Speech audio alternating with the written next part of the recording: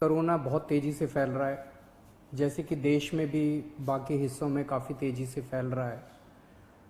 पिछले 24 घंटे में दिल्ली में लगभग 24,000 केसेस आए हैं।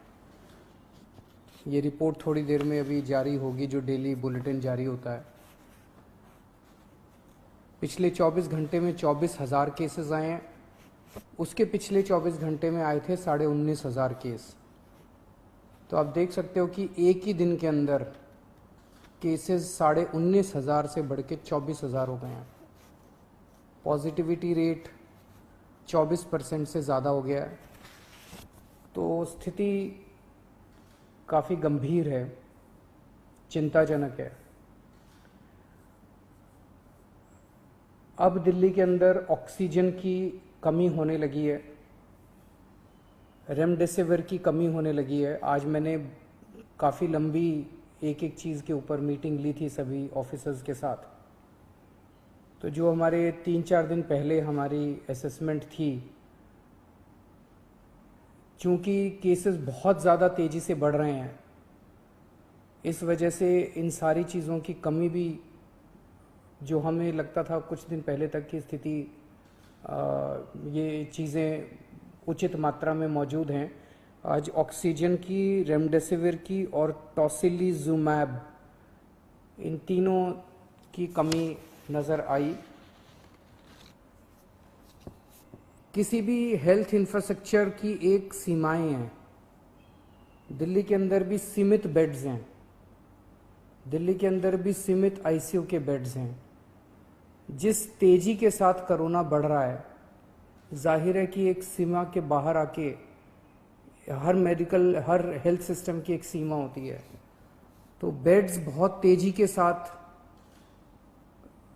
जो ऑक्सीजन बेड्स हैं, जो आईसीयू बेड्स हैं, बहुत तेज़ी के साथ ख़त्म होते जा रहे हैं। लेकिन आपकी सरकार पूरी कोशिश कर रही है कि बेड्स को और ज़्यादा से ज़्यादा बढ़ाया जाए।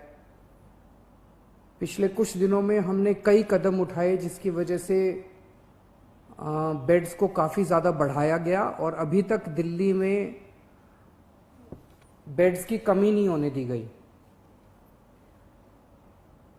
अभी भी आने वाले कुछ दिनों के अंदर हमने बेड्स को बढ़ाने के लिए कई कदम उठा रहे हैं और अगले कुछ दिनों के अंदर ही, 2-4 दिनों के अंदर ही, मैं उम्मीद करता हूं कि बड़े स्केल के ऊपर बेड्स हम बढ़ा पाएंगे। कोशिश करेंगे कि अगर कोई मरीज़ को बेड चाहिए, सीरियस मरीज़ हो, उसको ऑक्सीजन चाहिए, तो ऑक्सीजन की दिक्कत नहीं होनी चाहिए उसको। हमारा इस वक्त सबसे मेन मकसद है, इसमें सबसे ज़्यादा ज़रूरी हो जाता है कि मरीज को ऑक्सीजन की ज़रूरत होती है। तो हम जितने ज़्यादा से ज़्यादा बेड्स क्रिएट कर रहे हैं, हम कोशिश कर रहे हैं कि उनको ऑक्सीजन बेड्स बनाया जाए, ताकि एक लेवल के सीरियस मरीजों को उसके ऊपर इलाज किया जा सके। तो यमुना स्पोर्ट्स कॉम्प्लेक्स में और कॉमनवेल्थ गेम्स में लगभग 1300 ऑक्सीजन बेड्स का इंतजाम किया जा रहा है। राधा स्वामी सत्संग ब्यास में शुरू में अभी 2500 बेड्स का इंतजाम कर रहे हैं और उसके तुरंत बाद फिर 2500 बेड्स का और इंतजाम करेंगे।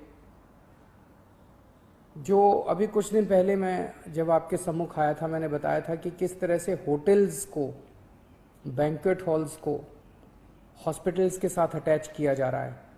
तो लगभग 2100 बेड्स इस तरह से होटल्स और बैंक्वेट हॉल्स को हॉस्पिटल्स के साथ अटैच करके हम 2100 ऑक्सीजन बेड्स बनाने में सफल हुए हैं, जो कि कल या परसों में ऐप में भी आ जाएगा। और वो हॉस्पिटल्स, वो ओवरऑल हॉस्पिटल की निगरानी में होंगे। जो भी बैंक्वेट हॉल में और होटल में उनका इलाज हो रहा होगा, तो वो हॉस्पिटल की निगरानी में होंगे, तो एक तरह से हॉस्पिटल का हिस्सा होंगे। तो इस तरह से लगभग अगले 2-4 दिन के अंदर मैं उम्मीद करता हूँ कि 6000 बेड्स और हम ऐड कर, इस पूरे सिस्टम के अंदर ऐड करने में सक्षम होंगे।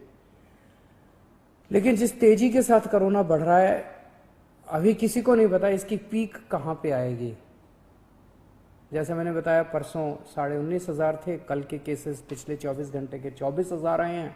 कल कितने होंगे, फिर परसों कितने होंगे और फिर उसके बाद कितने होंगे, किसी को नहीं कह सकते। इसीलिए हमें अपनी तैयारियां और बढ़ चढ़ के करनी पड़ेंगी। हम इस वक्त जरा सी भी आलस नहीं कर सकते, जरा सी भी सांस नहीं ले सकते। इस वक्त हमें 24 घंटे मेहनत करके ज़्यादा से ज़्यादा इंतजाम आगे करने पड़ेंगे, ताकि अगर कोरोना उतना हो जाता है तो हम एक कदम कोरोना से आगे होने चाहिए। अभी थोड़ी देर पहले मैंने डॉक्टर हर्षवर्धन साहब से फ़ोन पे बात की और उनसे मैंने निवेदन किया, ये तीनों चीज़ें मैंने उनसे मांगी, तीनों चारों चीज़ें। एक तो मैंने उनसे निवेदन किया कि दिल्ली के अंदर बेड्स की बड़ी मात्रा में कमी हो रही है। नवंबर के अंदर जब कोरोना आया था तो 4100 बेड केंद्र सरकार ने हमें मुहैया कराए थे।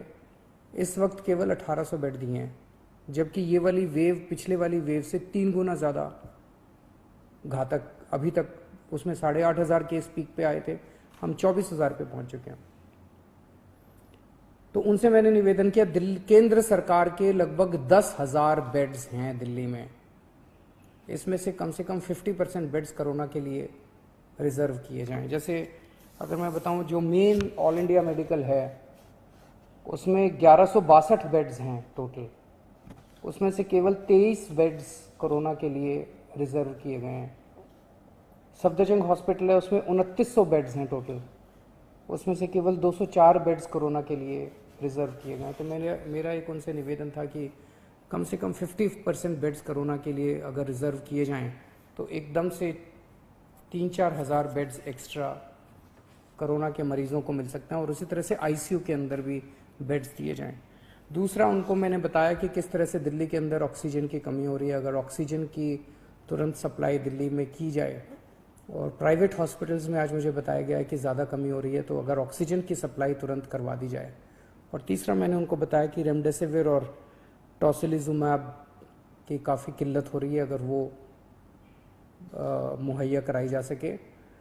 हमें केंद्र सरकार से हमेशा कोरोना की लड़ाई के दौरान मदद मिली है, और मैं पूरी उम्मीद करता हूं कि इस बार भी केंद्र सरकार दिल्ली में हमें पूरी मदद मिलेगी। ये भी सामने ऐसी खबरें आई हैं कि ये कुछ दवाइयाँ जिनकी शॉर्टेज हो रही है, इसकी शायद कभी ब्लैक मार्केटिंग ना हो रही हो, होर्डिंग ना हो रही हो। तो आज अफसरों की मीटिंग में सख्त निर्देश दिए गए हैं कि उनके ऊपर रेड मार के और सख्त से सख्त कार्रवाई की जाए अगर कोई भी इन दवाइयों की होर्डिंग या ब्लैक मार्केटिंग करते हुए पाया जाता है। तो एक शिकायत ये आ रही है, और ये सही भी है, कि टेस्ट्स में अचानक दिल्ली के अंदर, दिल्ली देश में अकेला शहर था जहाँ 24 घंटे में टेस्ट के रिजल्ट आया करते थे। पिछले कुछ दिनों से 3-3, 4-4 दिन लग रहे हैं टेस्ट्स में, ये शिकायतें आ रही हैं। और उसका कारण ये है कि कुछ लैब्स ने अपनी कैपेसिटी से ज़्यादा सैंपल उठाने चालू कर दिए हैं। उनकी कैपेसिटी मान लीजिए 5,000 की है दिन की, वो 10,000 ले लेते हैं, 15,000 सैंपल डेली ले लेते हैं, और वो एक एक देने सैंपल का रिजल्ट देने में उनको 3-3, 4-4 दिन लग जाते हैं। इससे नुकसान आप समझिए कि एक सीरियस मरीज, उसने आज सैंपल दिया, उसका रिजल्ट अगर 3 दिन बाद आएगा, 3 दिन के अंदर तो उस व्यक्ति की मौत भी हो सकती है। तो उनकी ज़िंदगी के साथ खेल रहे हैं। ऐसी लैब्स के खिलाफ सख्त कार्रवाई की जाएगी जो अपनी कैपेसिटी से ज़्यादा सैंपल उठाते हैं और 24 घंटे के अंदर रिपोर्ट नहीं देते। और सभी डीएम्स को भी इंस्ट्रक्शंस दिए गए हैं कि किसी भी लैब को सैंपल देने के पहले देखें कि उनके पास कुछ पेंडिंग सैंपल्स तो नहीं पड़े हुए हैं। उन लैब्स को बिल्कुल सैंपल ना दिए जाएं जो 24 घंटे के अंदर अपनी रिपोर्ट नहीं दे रहे हैं। कुछ हॉस्पिटल्स देखने को मिले, हमारा एक ऐप है दिल्ली सरकार का, उस ऐप में आपको रियल टाइम बेसिस पे पता चलता है कि किस अस्पताल के अंदर कितने बेड भरे हुए हैं, कितने बेड कोरोना के खाली हैं, कितने आईसीयू बेड हैं, कितने खाली हैं, कितने भरे हुए हैं। रियल टाइम बेसिस के ऊपर इस ऐप पे आप देख सकते हो। और ये ऐप हम नहीं चलाते, हर हॉस्पिटल को हमने पासवर्ड दिया हुआ है, वो हॉस्पिटल वाले खुद उसमें डेटा भरते हैं। तो जिस हॉस्पिटल ने अपने ऐप में, हमारे दिल्ली सरकार के ऐप में भरा हुआ है कि अभी मेरे पास 40 बेड खाली हैं, और कोई वहाँ जाता है और बेड मांगता है और अस्पताल मना कर देता है, तो ये इसके खिलाफ अब सख्त कार्रवाई की जाएगी। इस तरह की शिकायतें आ रही हैं कि ऐप में दिखा रहे हैं कि बेड है, लेकिन अस्पताल बेड दे नहीं रहे, वहाँ जाते हैं तो कहते हैं बेड खाली नहीं है।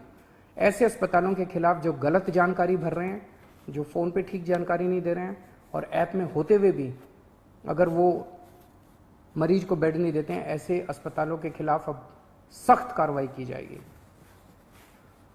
कोरोना से निपटने के लिए हमें मजबूरी में ये वीकेंड कर्फ्यू लगाना पड़ा। चारों तरफ से खबर आ रही है कि लोग इसका अच्छे से पालन कर रहे हैं। अगले कुछ दिनों तक हम स्थिति पे नज़र रखे हुए हैं। अगर स्थिति और गंभीर होती है और अगर हमें जो भी कदम इसको कंट्रोल करने के लिए, आपकी ज़िंदगी बचाने के लिए, आपकी सुरक्षा के लिए, आपके स्वास्थ्य के लिए जो भी कदम उठाने पड़ेंगे, हम कदम उठाएंगे।